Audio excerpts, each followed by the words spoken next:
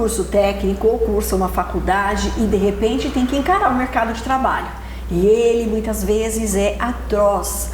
E há formas de você se preparar e de se orientar também para esse mercado de trabalho e tornar um pouquinho mais amigável. A gente vai entender um pouquinho mais sobre essa situação conversando com a Daniela Sandrini, que é a coordenadora do CIEE, o Centro de Integração Empresa-Escola, que gentilmente nos recebe. Dani, muito obrigada, viu, por atender. Nós que agradecemos, Gi. Agradecemos pela oportunidade, né, de estar aqui hoje e abordando um tema tão importante, que é a questão da empregabilidade, mas através da ferramenta de estágio, que é uma ferramenta simples, prática, para candidatos do ensino médio, técnico e nível superior. Bom, a gente trouxe até essa questão à baila, Dani, porque uma telespectadora relatou pra gente a dificuldade que ela tem de conseguir se encaixar no mercado de trabalho após terminar a faculdade. E no caso dela, ela não podia fazer um estágio ao longo da faculdade. Essa questão do estágio, de ter a oportunidade de ter um contato com o lugar onde se pretende trabalhar ou algo semelhante a, é o primeiro passo ou é o passo mais importante para garantir um emprego? Sem sombra de dúvidas, né? A gente aborda muito esse tema com os candidatos, seja de todas as áreas.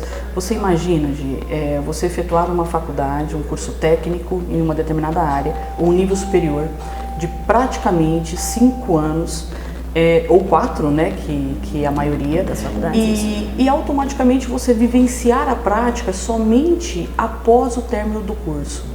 Quando nós efetuamos um curso superior, é importante que esse candidato, quando eu falo superior, eu falo técnico também, a escolha de uma área, é muito importante que ele tenha um planejamento e uma escolha, que vai chegar a um determinado momento da sua carreira, do seu estudo, né, do conteúdo acadêmico, que ele vai ter que vir para o mercado.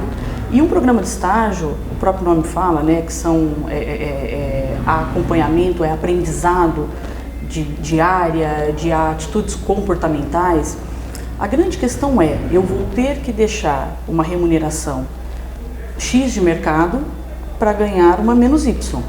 Consequentemente, isso abate o poder de compra. E, consequentemente, muitos candidatos não optam por essa decisão e vai ter a dificuldade um dia mais tarde. Ele pode pensar que agora ele estaria, entre aspas, perdendo uma renda em detrimento de uma experiência que lá adiante, quando ele vai ingressar de fato, vai ser importante. O poder de compra é algo que está nas nossas vidas diariamente e nós sabemos que é uma decisão muito importante a ser feita. Mas é importante que esse planejamento exista. Você imagina um candidato, por exemplo, de psicologia, de direito, uma faculdade de 5 anos, sem uma vivência na área, a partir do primeiro, ou no terceiro, ou no segundo ano. Você sair com um diploma hoje, sem uma vivência de fato, uma experiência de fato dentro do teu conteúdo de aprendizagem, realmente o mercado se torna bem mais complexo. E a questão da profissionalização do estágio, Dani, por quê?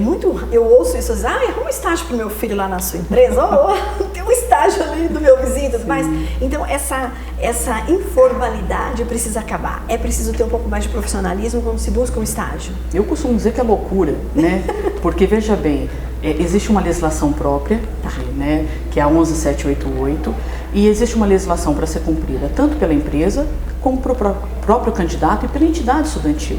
O estágio possibilita uma legalidade e também a segurança para ambas as partes. E o CIE permite isso. Ele garante essa legalidade, essa segurança entre todas as partes, para que o candidato possa ganhar as competências, o aprendizado no mundo do trabalho e a própria empresa, que garante a segurança jurídica para dar essa oportunidade sem ter aí nenhum transtorno futuro. Qual é o percentual, não sei se vocês têm essa medida, Dani, de candidatos que procuram o estágio, que procuram o CIE para um estágio e depois conseguem efetivar-se de fato no trabalho? As nossas pesquisas apontam hoje aproximadamente entre 67% a 70% desses candidatos. É um número relativamente alto, né? Exceto os órgãos públicos que não podem estar efetivando. Em contrapartida, o empresariado privado, a grande vantagem é você treinou, moldou. Não é interessante você jogar o mercado novamente e procurar uma outra mão de obra nessa mesma função. Então o interessante é treinar, moldar, te deu retorno para ambas as partes, é reter esse talento dentro da sua organização. E é o que o empresariado, seja de pequeno, médio ou grande porte, vem fazendo.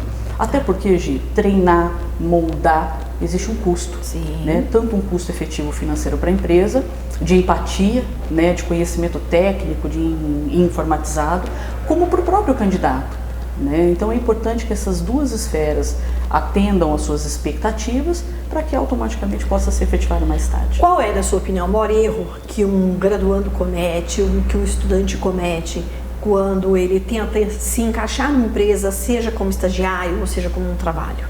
Primeiramente, são os critérios de entrevista. É muito importante que esse candidato esteja antenado ao que o mercado realmente vem sinalizando. Não existe jeito certo para fazer entrevista, para fazer um currículo, mas existe jeito certo para se comportar, para se pronunciar. Então, as questões relativas a um bom português, ou um português básico, digamos assim, a questão de vestimenta adequada, ao currículo, a questão do e-mail, quantos e-mails ainda a gente encontra no nosso dia a dia de processo seletivo desadequado ao conteúdo. O que é um e-mail adequado? O que é um e-mail desadequado? Que é mais fácil de dizer. Como é que é desadequado? danigatinha.com.br, né? Acontece muito ainda. Ou aquele antigo, né? A idade ali, a idade muito antiga, ou o inho, né? A gente fala muito em estrelinha, gatinho, fofinho. Tá. Gente, realmente... Cria um e-mail profissional. Exato. No caso, vamos colocar o seu nome, o seu sobrenome, um ênfase de ponto ou não, que seja fácil. E outra, além de criá-lo, é necessário que realmente acompanhe ele diariamente.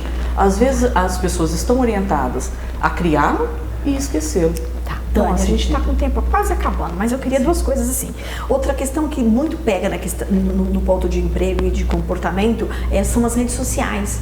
Então, esse candidato, esse estudante, ele pode estar em redes sociais ou ele deve apenas ater-se àquelas profissionais como LinkedIn, por exemplo? Imagina, é um novo mundo. Dizer hoje que você avalia um processo seletivo somente por uma rede social, eu acho até irresponsável nesse sentido. É importante que o entrevistador ele tenha várias ênfases, né? Seja o Instagram, seja o Facebook, seja o LinkedIn, seja qualquer ferramenta. Mas é lógico que é importante que não esteja lá no seu conteúdo, odeio acordar cedo.